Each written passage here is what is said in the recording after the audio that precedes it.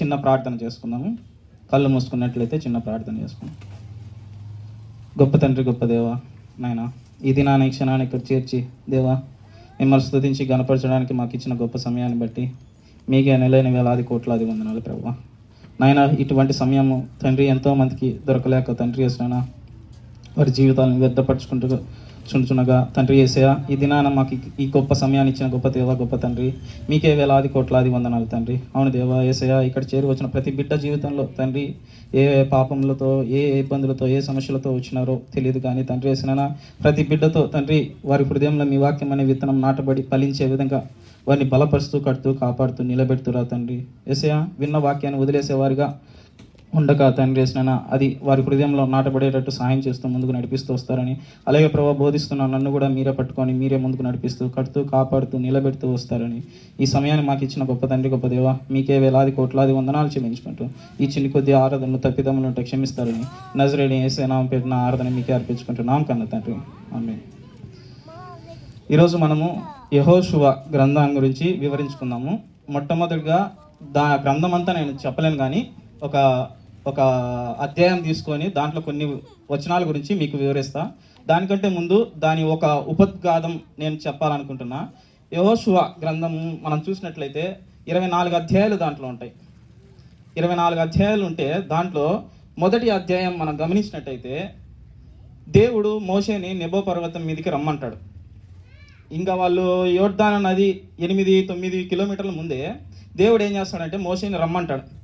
మోషేని నిబో పర్వతం మీదకి రమ్మని చెప్తే మోషే వెళ్తాడు నిబో పర్వతం మీదకి. వెళ్ళినప్పుడు దేవుడు ఏం చేస్తూ ఉంటాడంటే చూపెడతా ఉంటాడు, ఇదే ఒక కనాను, ఇదే బెత్లెహేము, ఇదే యెరూషలేము, ఇక్కడే మీరంతా ఉండాలి అని చెప్తా ఉంటే మోషే అడుగుతాడు, ఎందుకు దేవా నాకు ఇది చూపెడుతున్నావు, నేను కూడా వెళ్తా కదా అక్కడికంటే. అప్పుడు దేవుడు చెప్తాడు, నువ్వు వెళ్ళవు. ఎందుకు వెళ్ళవు అంటే ఒకానొక రోజు ఇజ్రాయెల్ ప్రజలకు నీళ్ళతో మాట్లాడమని చెప్తే నువ్వు మాట్లాడకుండా ఆ బండను 2 సార్లు కొట్టినావు. అది నీ గర్వానికి చూపెడతా వచ్చింది. నువ్వు ఒకవేళ బండను కొట్టినప్పుడు నేను నీళ్ళు ఇకపోతే ఇజ్రాయెల్ ప్రజలంతా నిన్ను కొట్టి చంపేటోళ్ళు. కానీ నువ్వు అక్కడ ఏం చేసినావు అంటే ఆ బండను కొట్టేసినావు. ఆ బండను కొట్టేసి నన్ను ఇబ్బంది పెట్టేసినావు. నాకు బాధ కలిగింది. అంటే నీవు నీ కోపాన్ని, నీ ఆవేశాన్ని, నీ గర్వాన్ని నా మీద చూపించినావు. అంటే బండలో యేసయ్య ఉన్నాడా, బండలో దేవుడు ఉన్నాడా అంటే మీకు ఒక ఉదాహరణ చెప్తా. మీరు మీ పిల్లల్ని తిట్టింటారు. తిట్టినప్పుడు వాళ్ళు ఏం చేస్తారు, తినే ప్లేట్ని కింద పడేసిపోతారు, డోర్ని మూసుకొని వెళ్ళిపోతారు. అంటే వాళ్ళు దేని మీద కోపం చూపెట్టినట్టు? మీ మీదనా, వస్తువు మీదనా? మీ మీదనే, అంతే కదా. మీ మీద కోపము దాని మీద చూపెడతా వచ్చింటారు. అలాగే దేవుడు చెప్పినాడు, ఏమని చెప్పినాడు, బండతో మాట్లాడి నీళ్ళు ఇమ్మను చెప్పు దేవుడు చెప్పినాడు. అంటే ఈయన ఏం చేస్తాడు, 2 సార్లు కొడతాడు బండను. అంటే బండను కొట్టినాడంటే ఎవరిని కొట్టినట్టు? దేవుని కొట్టినట్టు. అందుకే నువ్వు ఇక్కడే మరణిస్తావు అంటానే అక్కడ ఆయన మరణిస్తాడు మోషే. ఆయన మరణించినప్పుడు ఆయన సమాధి కూడా ఎవరికి తెలియదు. ఎందుకు తెలియదు అంటే ఎప్పుడన్నా తెలిస్తే ఆ ఇజ్రాయెల్ ప్రజలంతా వెళ్ళి ఆ సమాధికి పూజలు చేస్తారు. ఎందుకు పూజలు చేస్తారంటే ఐగుప్తు నుంచి అరణ్యం వరకు మమ్మల్ని నడిపించింది ఈయనే మా దేవుడు అని పూజ చేస్తారని. దేవుడు ఏం చేస్తాడంటే ఆ సమాధి కూడా కనపడకుండా చేసేస్తున్నాడు. ఇప్పటికీ కనపడలేదు ఆ సమాధి. అలా మొదటి అధ్యాయంలో మనం గమనించినట్టయితే మోషే ఇంకా రాలేదు. యెహోషువ ఎదుగుతా ఉన్నాడు, చూస్తా ఉన్నాడు, ఇంకా రాలేదు. భయం వేసింది.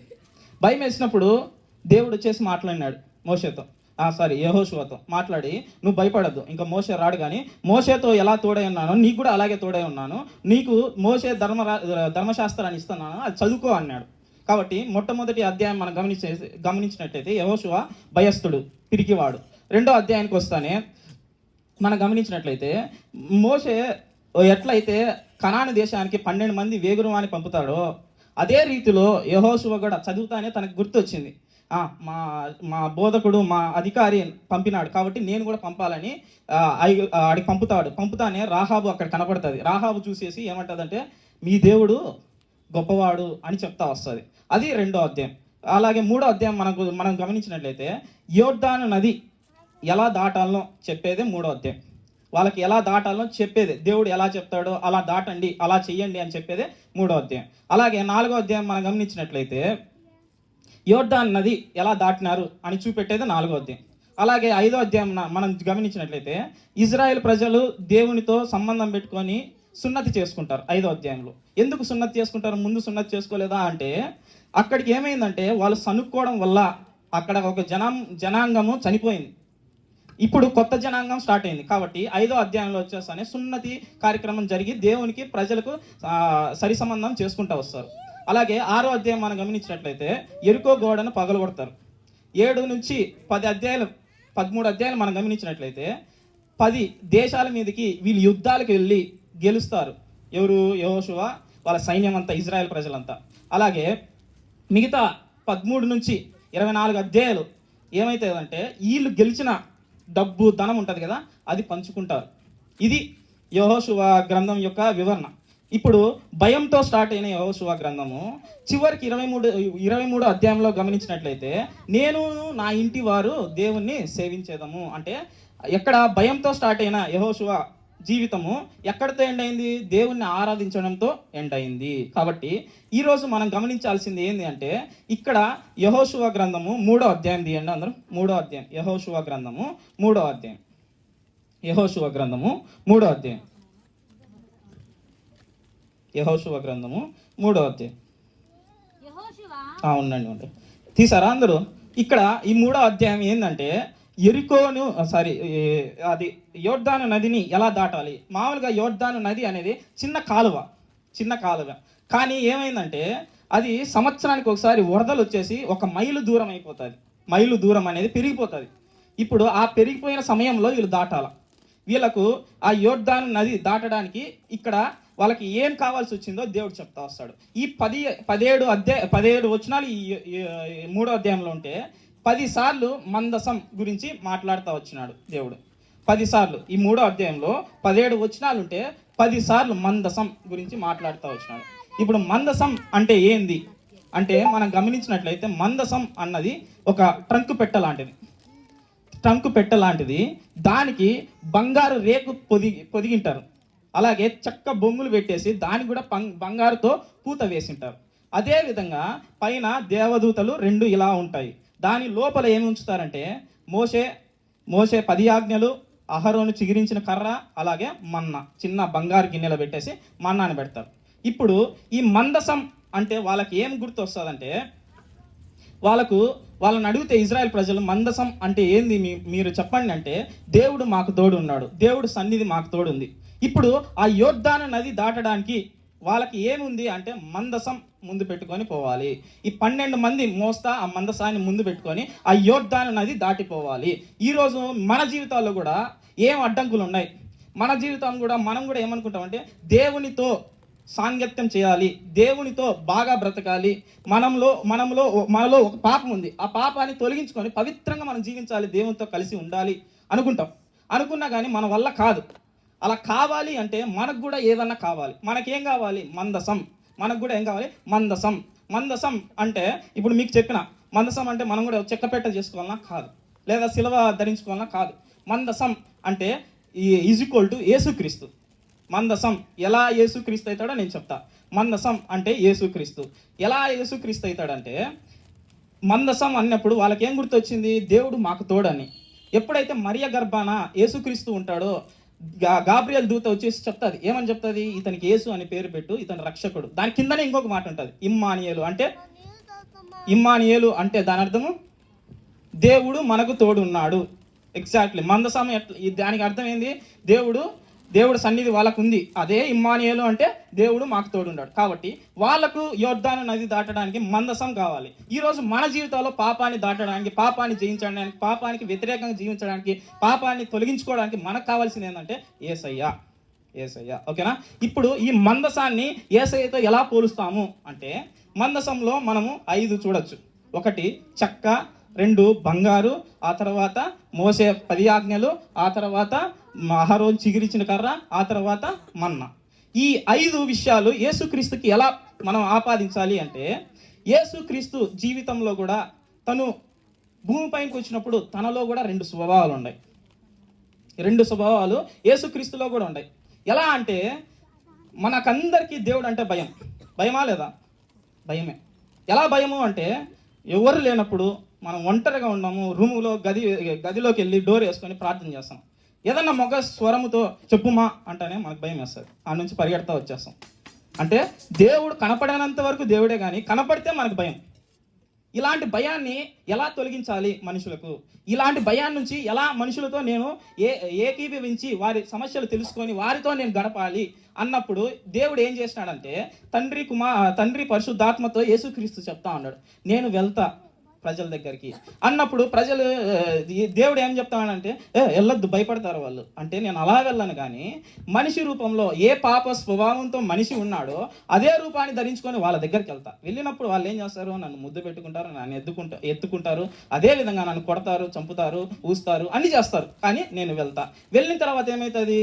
వాళ్ళు ఏం కష్టాలు ఉన్నాయో నాతో చెప్పుకుంటారు. ఇప్పుడు ఆ కష్టాలని తీర్చేదానికి నేను ఉంటాను. కాబట్టి మనిషి చెయ్యి పట్టుకుంటాను, నీ చెయ్యి పట్టుకుంటాను. కాబట్టి ఇద్దరికి మధ్యలో మధ్యవర్తిగా, సారథిగా నేను ఉంటానని యేసుక్రీస్తు భూమి పైనకి వచ్చినాడు. ఇప్పుడు ఈ మందసాన్ని యేసుక్రీస్తుని ఎలా అంటే, రెండు బంగారు చెక్క మనం గమనించినట్టయితే, చెక్క గట్టిదా బంగారు గట్టిదా? చెక్క గట్టిది. బంగారు విలువైందా చెక్క విలువైందా? ఎస్. కాబట్టి దేవుడి జీవితంలో కూడా యేసుక్రీస్తు భూమి పైకి వచ్చినప్పుడు ఆయన పరిపూర్ణ మానవుడు, పరిపూర్ణ దేవుడు. ఆయన చెక్క అంటే పశువుల పాకలో పుట్టినాడు, గలీజ్గా వాసన వచ్చే పశువుల పాకలో పుట్టినాడు. కానీ ఆయన పుట్టినప్పుడు ఏమైంది? నక్షత్రం వచ్చింది, బంగారం. కాబట్టి యేసుక్రీస్తులో రెండు స్వభావాలు ఉన్నాయి, ఆయన పరిపూర్ణ మానవుడు, పరిపూర్ణ దేవుడు. అలాగే నెక్స్ట్ వచ్చేసి మోసే 10 ఆజ్ఞలు.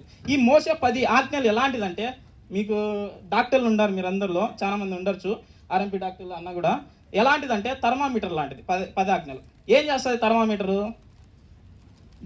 జ్వరం ఎంత ఉందో చూపెడుతుంది. 10 ఆజ్ఞలు కూడా నువ్వు పాపివి అని చూపెడుతుంది.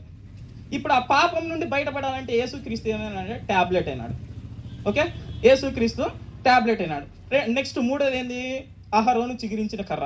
ఒకరోజు ఇశ్రాయేల్ ప్రజలంతా మోసే దగ్గరికి వెళ్ళినారు. మోసే దగ్గరికి వెళ్ళి పోరాటం చేస్తూ ఉంటారు. అహరోనేనా ప్రధాన యాజకుడిగా ఉంటాడు, మేము ఉండకూడదా అని పోరాటం చేస్తే, సరే దేవుడు ఏం చేస్తాడంటే దానికి ఈ వీళ్ళ దగ్గర ఉన్న కర్రలన్నీ తీసుకురమ్మను, అహరోన్ కర్రను కూడా తీసుకురమ్మను, తీసుకొని వచ్చి ఆడ అదేది హోలీ ప్లేస్లో పెట్టమని చెప్పు అంటాడు. అంటే మీకు తెలియలే, అదే ప్రత్యక్ష గుడారంలో పెట్టమంటే పెట్టి రేపు పొద్దున వచ్చి చెక్ చేయండి, ఎవరిదైతే చిగురిస్తుందో వాళ్ళే ప్రధాన యాజకులుగా ఉంటారు. అప్పుడు ఏమవుతుందంటే రాత్రి పెట్టేసి వెళ్ళిపోతేనే అహరోన్ కర్ర ఒకటి చిగురిచ్చి కాయలు కూడా ఇచ్చేస్తుంది.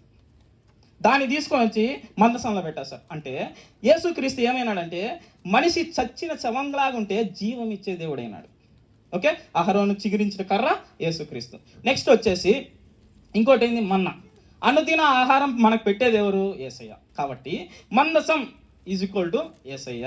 మందసం అంటే యేసయ్య. 5 చెప్పిన ఏమేమి చెప్పండి ఒకసారి? చెక్క, బంగారం, చిగురించిన అహరోను కర్ర, 10 ఆజ్ఞలు, మన్నా. ఈ 5 కలిపితేనే యేసుక్రీస్తు. కాబట్టి ఈ 5 వాళ్ళు పెట్టుకొని ముందుకు వెళ్తా ఉన్నారు. అప్పుడు ఈ దేవుడు ఏం చెప్పినాడు? ఈ 5ని పెట్టుకొని, ఈ మందసాన్ని పట్టుకొని 12 మంది ఇటు పట్టుకొని మీరు ముందుకు వెళ్ళండి. ప్రజలతో ఏం చెప్తా వచ్చినారు? మీరు వెనకాలండి, 1 కిలోమీటర్ వెనకాలండి చూడండి. ప్రజలతో ఏం చెప్పినాడంటే మీరు చూడండి. అంటే ఇప్పుడు నేను ఈ స్టేజ్ మీద ఉండా, నేను కనపడాలి అంటే మీరు కొంచెం దూరం వెళ్ళి చూడాలా, అందరు చూడాలి. నేను ఇక్కడ ఉంటే నేను కనపడను, దూరం ఉంటేనే కనపడతాను. అలాగే ప్రజలతో కూడా ఏం చేసినాడు? వాళ్ళు 12 మంది ఎత్తకపోతా ఉంటారు, మీరు ఫస్ట్ చూడాలి. తర్వాత రెండోది వచ్చేసి వెంబడించాలి. మూడోది వచ్చానే ఏమంటాడంటే, మూడోది వచ్చేసి మిమ్మల్ని మీరు పరిశుద్ధపరచుకోండి. ఈ 3వ అధ్యాయంలో అదే ఉంది. మొదటి వచనం చదవండి. యెహోషువ వేకువనే లేచినప్పుడు అతడును ఇశ్రాయేల్ అందరూ సిక్కిం నుండి బయలుదేరి యోర్దానికి వచ్చి దాని దాటక ముందు అక్కడే నిలిచిరి.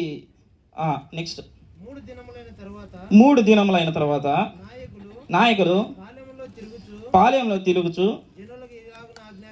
జనులకు ఇలాగున ఆజ్ఞాపించిరి,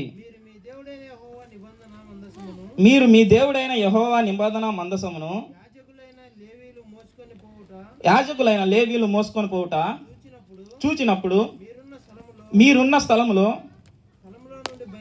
స్థలములో నుండి బయలుదేరి దాని వెంబడి వెళ్ళవలెను. మీకును దానికి దాదాపు 2000 కొలమూరుల ఎడమ ఉండవలెను. మీరు వెళ్ళు త్రోవ మీరు ఇంతకు ముందుకు వెళ్ళినది కాదు, మీరు దాన్ని గుర్తుపట్టవలెను. కనుక ఆ మందసమునకు సమీపంగా మీరు నడవరాదు. మరియు యెహోషువ రేపు యెహోవా మీ మధ్య అద్భుత కార్యములు చేయను గనుక మిమ్మల్ని మీరు పరిశుద్ధపరచుకొనుడి. చాలు, మొత్తం 6 వచనాలు. ఇక్కడ మనం గమనించినట్లయితే వాళ్ళకు 4 పనులు చెప్పినాడు. 1 మోసుకొని వెళ్తారు, 2 మీరు ఆగి చూడండి, 3 వెంబడించండి, 4 ఏం చేయాలా? పరిశుద్ధపరచుకోవాలా. ఈ 4 వాళ్ళు చేయాలి. ఈరోజు మనం చేయాల్సింది ఏంది? మనలో ఒక పాపం ఉండొచ్చు. మీకు తెలిసిన పాపాలు మీలో ఉండొచ్చు, నాకు తెలియకపోవచ్చు. నా జీవితంలో ఉండే పాపాలు నాలో ఉండొచ్చు. ఇప్పుడు ఈ పాపాలని ఎలా తొలగించుకోవాలి అంటే మనం కూడా కొన్ని మూడు పనులు చేయాలి. దేవుడు చెప్పినాడు చూడమన్నాడు, దేని చూడాలి, ఎప్పుడు చూడాలి. దేవుడు చెప్పినాడు వెంబడించమన్నాడు, దేని వెంబడించాలి, ఎలా వెంబడించాలి. దేవుడు చెప్పినాడు పరిశుద్ధపరచుకోవాలి, ఎలా పరిశుద్ధపరచుకోవాలి. ఈ 3 విషయాలు మనం ఆలోచన చేసుకుంటే మనలో కూడా పాపం నుండి మనం కూడా పారిపోవచ్చు. ఈ 3 విషయాలు మన జీవితాల్లో కూడా అనుభవించుకుంటే మనలో కూడా జరుగుతున్న దేవునికి వ్యతిరేకమైన పనులు మనం కూడా ఆపేయచ్చు. ఆపేసి మన పరిశుద్ధ జీవితాన్ని దేవునికి అంకితం చేసుకొని బ్రతకచ్చు. ప్రతి మానవుడు అనుకుంటాడు నేను పాపిని కాదు, కానీ మనకు తెలియదు ఏంటంటే మనకు తెలుసో తెలియకో కొన్ని పాపాలు చేసేస్తుంటాం. ఈరోజు ఆ పాపాల నుండి బయటపడేదానికే దేవుడు మనతో మాట్లాడుతూ ఉన్నాడు. ఇప్పుడు 3వ అధ్యాయం 1వ వచనం చదవండి. మొదటి వచనం.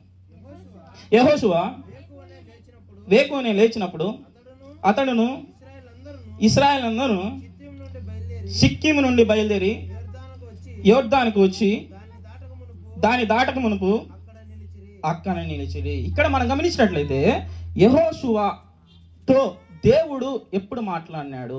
మాట్లాడింటే ఈయన పోయి ప్రజలకు ఎప్పుడు చెప్పినాడు? మనం గమనించినట్లయితే తెల్లవారుజామున దేవుడు యెహోషువతో మాట్లాడినాడు. మనం గమనించినట్లయితే దేవుడు ప్రతి మానవుడితో మాట్లాడాల్సిన సమయం ఏంటంటే తెల్లవారుజామున. ఆయనకు బాగా ఇష్టం నీతో మాట్లాడడం తెల్లవారుజామున. మీకు 2 ఉదాహరణలు చెప్తా. ఎలా అంటే ఇప్పుడు 10 మంది కూలోళ్ళు ఉన్నారు. ఆ 10 మంది కూలోళ్ళకు పైన ఒకరు ఉంటారు. ఎవరు? మేస్త్రి. ఇప్పుడు పొద్దున్నే వచ్చినారు కూలోళ్ళు. వచ్చి మేస్త్రి చెప్తేనే గోడ కట్టాలనా, మేస్త్రి చెప్పకుండా గోడ కట్టాలనా? మేస్త్రి ఏది చెప్తే అది గోడ కట్టాల. ఏది చెప్పకుండా గోడ కడితే వాని కాల్లో చెయ్యే ఇరుగుతుంది. దేవుడు కూడా మనకు మేస్త్రి. పొద్దున్నే ఆయనతో మనం మాట్లాడాలి. ఆయన మనకు దినదినం వచ్చే అడ్డంకులే కావచ్చు, లేకపోతే సంవత్సరం పొడుగున ఉండే అడ్డంకులే కావచ్చు, దానికి ఒక సొల్యూషన్ ఇస్తాడు. తెల్లవారుజామునే మాట్లాడడం. అలాగే 2వ ఎగ్జాంపుల్ ఏంటంటే కొత్తగా పెళ్ళైన భార్యాభర్తలు ఉంటారు. 2 రోజుల తర్వాత వాళ్ళు వాళ్ళ అమ్మగారి ఇంటికి వెళ్ళింటారు, ఒకరు వాళ్ళ అత్తగారి ఇంట్లో ఉంటారు. ఉన్నప్పుడు ఏం చేస్తారు? పొద్దున్నే ఏం చేయాలా? భార్య మెసేజ్ పెట్టాలి, గుడ్ మార్నింగ్ అని పెడితేనే ఆయన దినము స్టార్ట్ అవుతుంది, ఆయన రోజు స్టార్ట్ అవుతుంది. ఇప్పుడు ఆ మెసేజ్ 2 రోజులు పెట్టింది, 3వ రోజు ఏమైంది? పెట్టడం మానేసింది. ఆన్లైన్లో ఉంది కానీ మెసేజ్ పెట్టలే. ఈయనకేమవుతుంది? భయం అవుతుంది, బాధ అవుతుంది, అనుమానం వస్తుంది. ఎవరిని ఇది అంతేనా, తొందరగా పెళ్లి చేసుకొని ఇంతేనా వదిలేసిందా అని భయం అవుతుంది. కానీ మెసేజ్ పెడతానే సంతోషం వస్తుంది. ఆ రోజు ఏమవుతుంది? ఆయన స్టార్ట్ అవుతుంది. మనకు కూడా ఒక ప్రేమికుడు ఉన్నాడు, ఆయనే యేసయ్య. పొద్దున్నే లేచి గుడ్ మార్నింగ్ అని పెట్టినామంటే ఆయన కూడా సంతోషపడతాడు. రోజు వచ్చే అడ్డంకులకు నీకు ఎలా దాటుకోవాలి అనే స్వభావం ఇచ్చేది ఆయన. అంటే నీ ఎలా మనం చూస్తామంటే పొద్దున్నే లేస్తానే ఇదిగో దేవా నీకు ఇది సమయం అని కాదు, కానీ కొంచెం లేచి దినవాక్యము ప్రతిరోజు ఏది చిలక జోషం తీకోకుండా ప్రతిరోజు ఒక 5 వచనాలే కావచ్చు, 2 వచనాలే కావచ్చు, 1 వచనమే కావచ్చు, దాన్ని చదువుకొని దానికి తగ్గట్టు ప్రార్థన చేసి ముందుకెళ్ళాలి. అది దేవుడు కూడా మనం గమనించినట్లయితే యేసయ్య కూడా ఇదే చేసినాడు. రాత్రంతా శిష్యులతో మాట్లాడుతూ ఉంటాడు. పేతురు అడుగుతూ ఉంటాడు, అంతా వాళ్ళు ఎక్కడ పడితే అలా పండుకుంటారు, వాళ్ళకి ఇల్లు లేదు, యేసుక్రీస్తుకి ఇల్లు లేదు, ఎక్కడ ప్రదేశం ఉండదు, ఎక్కడ పడితే అక్కడ అలా కొండల పక్కన పండుకున్నప్పుడు పేతురు వచ్చేసి యేసయ్యని అడుగుతాడు, యేసయ్య ఈరోజు ఇలా ఎందుకు అద్భుతం చేసినాం అంటే, యేసయ్య అలా జరిగిపోయిందిలే అంటాడు. అప్పుడు తిమోతి వచ్చి ఉంటాడు, ఎందుకు జరిగింటుంది అట్లా? ఎందుకంటే అనుమాన వ్యక్తి కాబట్టి తోమా కాబట్టి వచ్చేసి అడిగింటాడు. కాబట్టి తోమాతో కూడా అలా చెప్పేసి అందరూ పండుకున్నాక యేసయ్య కూడా పండుకుంటాడు. పండుకొని 3 గంటలకు కోడి కూస్తానే, వాళ్ళకి ఇజ్రాయెల్ ప్రజలకు 3కి తెల్లవారుజామ కోడి కూస్తానే ఈయన అందరినీ గమనిస్తాడు. గమనించేసి ఆయన మీద కాలు వేసింటారు ఎవరొకరు శిష్యులు కాబట్టి, ఆ కాలు తీసేసి నెమ్మదిగా పోయి కొండ ప్రదేశానికి వెళ్ళి ప్రార్థన చేస్తారు. నాయనా ఉండా అని, నాయనా బాగుండవా అని. ఇది మీకు అర్థం కావాలంటే మార్కు రాసిన సువార్త 1:35. మార్కు రాసిన సువార్త 1:35. ఆయన పెందన కడలే లేచి ఇంకను చాలా చీకటిగా ఉండగానే బయలుదేరి అరణ్య ప్రదేశమునకు వెళ్ళి అక్కడ ప్రార్థన చేయుచుండెను. కాబట్టి మన జీవితంలో కూడా దినములో వచ్చే చెడు క్రియలే కావచ్చు, చెడు ఇబ్బందులే కావచ్చు, సమస్యలే కావచ్చు, కుటుంబ కలహాలే కావచ్చు, ఇవన్నీ మనం దాటుకొని ముందుకెళ్ళాలి. మన పవిత్రమైన జీవితాన్ని దేవునితో జీవించాలి అంటే తెల్లవారుజామున మనం చేయాల్సిన పని ఏంటంటే దేవునితో గడపడం. మన ఇంట్లో మనం అనుకుంటాం, నాకు పొద్దున్నే పనులు ఉన్నాయి, తొందరగా లేచిపోవాలా, మా పిల్లలకి రెడీ చేసేయాలా, స్వాన్ వస్తుంది, ఇవన్నీ వస్తాయి కాదన్నట్లే. కానీ కొంచెం ముందే పండుకోండి, తర్వాత తొందరగా లేచి ప్రార్థన చేసుకొని మళ్ళీ పనులు చేసుకోండి. మీకు తెలిస్తే ప్రతి మిషనరీ కానీ తొందరగా పండుకుంటారంట వాళ్ళు రాత్రులు. ఎందుకంటే పొద్దున్నే లేచి దేవునితో గడపడం వాళ్ళకి ఇష్టం. అందుకే గొప్ప వ్యక్తులు అయితే వచ్చినారు. మన జీవితంలో కూడా మనం కూడా ప్రతి పాపం నుండి బయటపడాలి, ప్రతి అడ్డంకు నుండి బయటపడాలి అంటే దేవుడిచ్చే ఇన్స్ట్రక్షన్స్ని మనం తీసుకోవాలి. అది తీసుకోవాలంటే మనము తెల్లవారుజామున మనము ఆయనతో మాట్లాడాలి. మనం అనుకోవచ్చు మధ్యాహ్నం మాట్లాడచ్చు, సాయంత్రం ఖాళీ ఉన్నప్పుడు మాట్లాడు తప్పులేదు. కానీ నేను ఇక్కడ ఏం చెప్తానంటే తెల్లవారుజామున. తర్వాత రెండో వచనం చదవండి, 2-3 వచనం. 2-3 వచనం. ఇదిగో నా 3వ అధ్యాయము యెహోషువ 2-3 వచనం.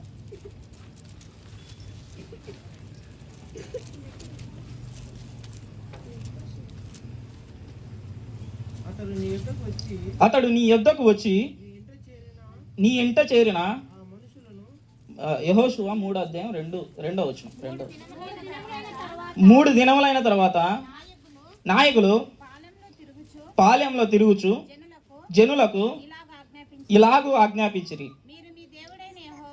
మీరు మీ దేవుడైన యెహోవా నిబంధన మందసమును యాజకులైన లేవీలు మోసుకొని పోవుట చూచినప్పుడు మీరు ఉన్న స్థలంలో నుండి బయలుదేరి దాని వెంబడి వెళ్ళవలెను. మొట్టమొదటిగా 3వ అధ్యాయంలో 3వ వచనంలో మనం గమనించినట్లయితే చూడాలి. ఏమి చూడాలి? మనకు భయం వేసినప్పుడు ఏం చూస్తాము? ధైర్యం ఇచ్చేదాన్ని. మనకి ఏదన్నా పిల్లలకు భయం వేసినప్పుడు ఏం చేస్తారు? అమ్మ అని అమ్మ దగ్గర చూస్తారు. ఎందుకు? ఆ భయం నుండి తప్పించేది ఎవరు? అమ్మ. ఆ భయం నుండి తప్పించేది ఎవరు? నాయన. అలాగే మనకు భయం వేసినప్పుడు, మనకి ఏదైనా ఇబ్బంది జరిగినప్పుడు మనం ఎవరిని చూడాలా? దేవుని చూడాలి. ఎలా చూడాలి? విశ్వాసంతో చూడాలి. దావీదు గొల్యాతు దగ్గరికి వెళ్ళాడు. గొల్యాతు ఏమో ఇంత పొడుగు ఉన్నాడు, దావీదేమో ఇంత పొట్టిగా ఉన్నాడు. చిన్నవాడు దావీదు. ఆయన ముందేమో చిన్నగా కనపడతా ఉన్నాడు. కానీ ఎందుకు ఆ ధైర్యం వచ్చింది వెళ్ళేదానికి అంటే దేవుని విశ్వాసంతో చూసినాడు, దేవుని విశ్వాసంతో కనిపెట్టుకున్నాడు, దేవుని విశ్వాసంతో ఆయనలో ఉంచుకున్నాడు. కాబట్టి ఆ గొల్యాతుకు భయపడలే. చూచినాడు. గొల్యాతు దగ్గరికి కర్ర ఎత్తుకొని పోతాడు. నేనేమన్నా కాకినా కర్ర తీసుకొని వస్తావు అని చెప్తాడు గొల్యాతు. కాబట్టి మనం చూడాలి. దేన్ని చూడాలి? ధైర్యం ఇచ్చేదాన్ని చూడాలి. ఏది మన ధైర్యము అంటే యేసయ్య మన ధైర్యం. మనకి ఇబ్బంది వచ్చినప్పుడు, సమస్య వచ్చినప్పుడు, బాధ వచ్చినప్పుడు, ఇబ్బంది ఏ సమస్య వచ్చినా కానీ కుటుంబంలో కానీ ఫస్ట్ మనం ఎక్కడికి వెళ్ళాలి అంటే పెద్దల దగ్గరికి కాదు పోవాల్సింది, దేవుని దగ్గరికి పోవాలి. ఏ సమస్య వచ్చినా, ఏ అడ్డంకి వచ్చినా కొన్ని చెప్పుకోలేం. మన సమస్యలు మనకుంటాయి. కొన్ని చెప్పుకోలేం. మన పాపాలు మనకుంటాయి. మన ఇంట్లో మీ భర్తలకే తెలియదు మీరు చేసే పాపాలు, మీ భర్తలకే తెలియదు మీ కష్టాలు ఏంటో. అవన్నీ ఎవరికి చెప్పుకోవాలి అంటే దేవునితో. ఎందుకు అంటే ఆయన తప్ప ఎవరు మనకు ధైర్యం ఇవ్వలేరు. ఎందుకంటే ఆయన తప్ప మనల్ని ఎవరు ఆదరించలేరు. కాబట్టి దేని చూడాలి అంటే యేసయ్యను చూడాలి. ఎలా చూడాలి అంటే విశ్వాసంతో చూడాలి. ఇంకా నెక్స్ట్ వచ్చేసరి వెంబడించాలి. ఎలా వెంబడించాలి అంటే విధేయతో వెంబడించాలి. విశ్వాసంతో చూడాలి, విధేయతో వెంబడించాలి. దాని తర్వాత నెక్స్ట్ 5వ వచనం చదవండి. మరియు యెహోషువ రేపు యెహోవా మీ మధ్య అద్భుత కార్యములు చేయును గనుక మిమ్ములు మీరు పరిశుద్ధపరచుకొనుడని. ఇక్కడ 3వది మనం చేయాల్సిందంటే పరిశుద్ధపరచుకోవాలి. అంటే పరిశుద్ధపరచుకోవాలంటే సిద్ధపరచుకోవాలి. అంటే మనల్ని మనం సిద్ధపరచుకోవాలి. ఎందుకు సిద్ధపరచుకోవాలంటే దేవుడు చేసే గొప్ప కార్యాలని మనం చూడాలంటే మనల్ని మనం ఏం చేసుకోవాలా? సిద్ధపరచుకోవాలి. మనల్ని మనం సిద్ధపరచుకోకుండా దేవా నువ్వు గొప్ప కార్యాలు చేయి అంటే మనలో విశ్వాసం లేనట్టు. దేవా నేను ఇలాగే బ్రతుకుతా, నువ్వు మాత్రం నాకు సహాయం చేయి అంటే కాదు.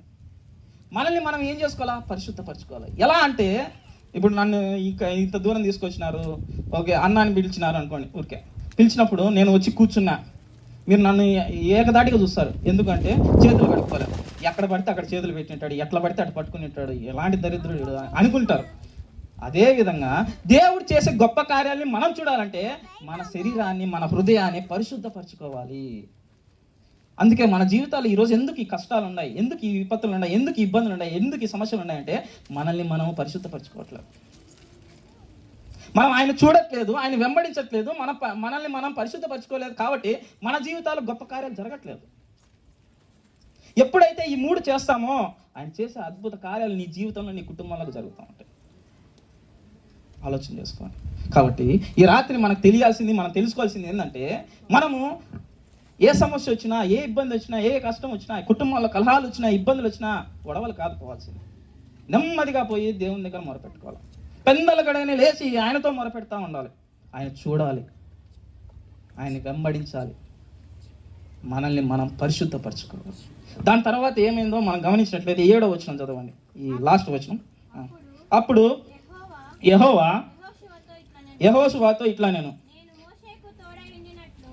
మోషేకు తోడై ఉండినట్లు నీకును తోడై ఉందునని ఇశ్రాయేలీయులందరూ ఎరుగునట్లు నేడు వారు కన్నుల ఎదుట. ఈ 3 కార్యాలు నువ్వు చేసినావంటే నీ జీవితంలో కూడా మోషేకి ఎలా దేవుడు తోడై ఉన్నాడో నీకు కూడా అలాగే తోడై ఉంటాడు. అందరి జనాల మధ్యలో నేను ఎలా అద్భుతంగా నిలబెడతాడో ఆయన ఇష్టం అది. కాబట్టి నువ్వు ఏం చేయాలి నీ జీవితంలో అంటే మొట్టమొదటిగా చూడాలి. ఎవరిని చూడాలి? ఎందుకు చూడాలంటే యేసయ్యనే చూడాలి.